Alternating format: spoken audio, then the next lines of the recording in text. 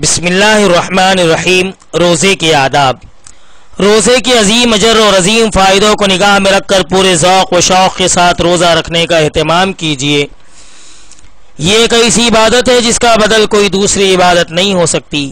یہی وجہ ہے کہ روزہ ہر امت پر فرض رہا ہے۔ اللہ تعالیٰ کا ارشاد ہے، یا ایھا الذین آمنوا کتب علیکم الصیام کما کتب علی الذین من قبلکم لعلکم تتقون۔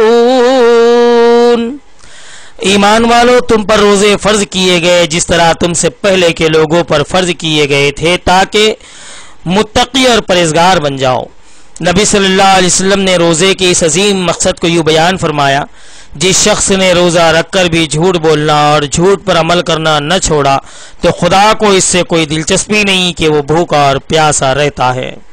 اور آپ صلی اللہ علیہ وسلم نے ارشاد فرمایا، جس شخص نے ایمانی کیفیت اور احتساب کے ساتھ رمضان کا روزہ رکھا تو خدا اس کے ان گناہوں کو معاف فرما دے گا جو پہلے ہو چکے ہیں۔ رمضان کے روزے پورے اہتمام کے ساتھ رکھیے اور کسی شدید بیماری یا عذر شرعی کے بغیر کبھی روزہ نہ چھوڑیے۔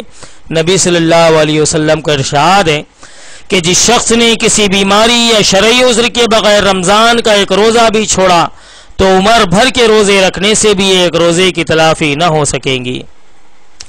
روزے میں ریاکاری اور دکھاوے سے بچنے کے لیے معمول کے مطابق حشاش بشاش اور چاق و چوبند رہیے، اپنے کاموں میں لگے رہیے اور اپنے انداز و اطوار سے روزے کی کمزوری اور سستی کا اظہار نہ کیجیے۔ حضرت ابو ہریرہ رضی اللہ تعالی عنہ کا ارشاد ہے کہ آدمی جب روزہ رکھے تو چاہیے کہ حسب معمول تیل لگائے کہ اس پر روزے کے اثرات نہ دکھائی دے۔ روزے میں نہایت اہتمام کے ساتھ ہر برائی سے دور رہنے کی بھرپور کوشش کیجیے، اس لیے کہ روزے کا مقصد ہی زندگی کو پاکیزہ بنانا ہے۔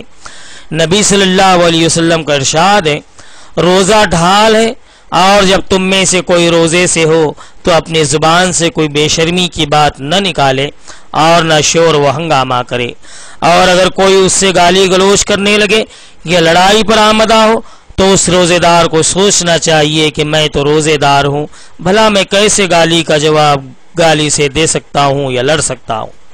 احادیث میں روزے کا جو عظیم اجر بیان کیا گیا ہے اس کی آرزو کیجیے اور خاص طور پر افطار کے قریب خدا سے دعا کیجیے کہ خدایا میرے روزے کو قبول فرما اور مجھے وہ اجر و ثواب دے جس کا تو نے وعدہ کیا ہے۔ نبی صلی اللہ علیہ وسلم کا ارشاد ہے، روزے دار جنت میں ایک مخصوص دروازے سے داخل ہوں گے، اس دروازے کا نام ریان ہے۔ جب روزے دار داخل ہو چکیں گے تو یہ دروازہ بند کر دیا جائے گا، پھر کوئی اور اس دروازے سے نہ جا سکے گا۔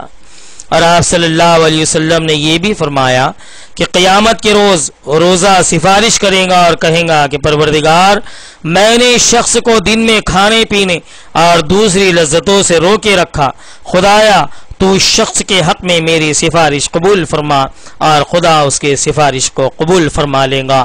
اور نبی اکرم صلی اللہ علیہ وسلم نے یہ بھی فرمایا کہ افطار کے وقت روزے دار جو دعا مانگے گا اس کی دعا قبول کی جاتی ہے، رد نہیں کی جاتی۔ روزے کی تکلیفوں کو ہنسی خوشی برداشت کیجیے اور بھوک اور پیاس کی شدت یا کمزوری کی شکایت کر کے روزے کی ناقدری نہ کیجیے۔ سفر کے دوران یا مرض کی شدت میں روزہ نہ رکھ سکتے ہو تو چھوڑ دیجیے اور دوسرے دنوں میں اس کی قضا کیجیے۔ قرآن پاک میں ارشاد ہے، فَمَنْ كَانَ مَرِيضًا أَوْ عَلَى سَفَرٍ فَعِدَّةٌ مِّنْ أَيَّامٍ أُخَرَ، جو کوئی بیمار ہو یا سفر میں ہو تو دوسرے دنوں میں روزوں کی تعداد پوری کر لے۔ حضرت انس رضی اللہ عنہ فرماتے، جب ہم لوگ نبی صلی اللہ علیہ وسلم کے ساتھ رمضان میں سفر پر ہوتے تو کچھ لوگ روزہ رکھتے اور کچھ لوگ نہ رکھتے، پھر نہ تو روزہ دار روزہ چھوڑنے والے پر اعتراض کرتا اور نہ روزہ توڑنے والا روزے دار پر اعتراض کرتا۔ روزے میں غیبت اور بدنگاہی سے بچنے کا خاص طور پر اہتمام کیجیے۔ نبی صلی اللہ علیہ وسلم کا ارشاد ہے، روزے دار صبح سے شام تک خدا کی عبادت میں ہے جب تک وہ کسی کی غیبت نہ کرے، اور جب وہ کسی کی غیبت کر بیٹھتا ہے تو اس کے روزے میں شگاف میں پڑ جاتا ہے۔ حلال روزی کا اہتمام کیجئے، حلال روزی کا اہتمام کیجئے، حلال روزی کا اہتمام کیجئے۔ حرام کمائی سے پلنے والے جسم کی کوئی عبادت قبول نہیں ہوتی۔ نبی صلی اللہ علیہ وسلم کا ارشاد ہے، حرام کمائی سے جو بدن پلا ہو وہ جہنم ہی کے لائق ہے۔ سحری ضرور کھائیے، اس سے روزہ رکھنے میں سہولت ہوگی اور کمزوری اور سستی پیدا نہ ہوگی۔ نبی صلی اللہ علیہ وسلم کا ارشاد ہے کہ سحری کھا لیا کرو، اس لیے کہ سحری کھانے میں برکت ہے۔ اور نبی صلی اللہ علیہ وسلم نے یہ بھی فرمایا، سحری کھانے میں برکت ہے، کچھ نہ ہو تو پانی کے چند گھونٹ ہی پی لیا کرو، اور خدا کے فرشتے سحری کھانے والوں پر سلام بھیجتے ہیں۔ اور آپ نے یہ بھی ارشاد فرمایا، دوپہر کو تھوڑی دیر آرام کر کے قیام لیل میں سہولت حاصل کرو، اور سحری کھا کر دن میں روزے کے لیے قوت حاصل کرو۔ اور صحیح مسلم میں ہے کہ نبی صلی اللہ علیہ وسلم کا ارشاد ہے، ہمارے اور اہل کتاب کے روزوں میں صرف سحری کھانے کا فرق ہے۔ سورج غروب ہو جانے کے بعد افطار میں تاخیر نہ کیجیے، اس لیے کہ روزے کا اصل مقصود فرمانبرداری کا جذبہ پیدا کرنا ہے، نہ کہ بھوکا پیاسا رکھنا۔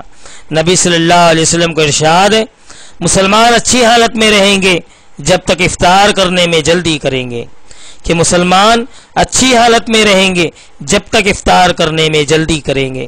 افطار کے وقت یہ دعا پڑھیے، اللہم لک صمت وعلی رزقک افطرت، خدایا میں نے تیرے ہی لیے روزہ رکھا اور تیرے ہی رزق سے افطار کیا۔ روزہ افطار کرانے کا بھی اہتمام کیجیے، اس کا بڑا اجر ہے۔ نبی صلی اللہ علیہ وسلم کا ارشاد ہے کہ جو شخص رمضان میں کسی کا روزہ کھلوائے تو اس کے صلے میں خدا اس کے گناہ بخش دے گا اور اس کو جہنم کی آگ سے نجات دے گا، اور افطار کرانے والے کو روزے دار کے برابر ثواب دے گا، اور روزے دار کے ثواب میں کوئی کمی نہ ہوگی۔ لوگوں نے کہا، یا رسول اللہ صلی اللہ علیہ وسلم، ہم سب کے پاس اتنا کہاں ہے کہ روزے دار کو افطار کرائے اور اس کو کھانا کھلائے؟ ارشاد فرمایا، صرف ایک کھجور سے یا دودھ اور پانی کے گھونٹ سے افطار کرا دینا بھی کافی ہے۔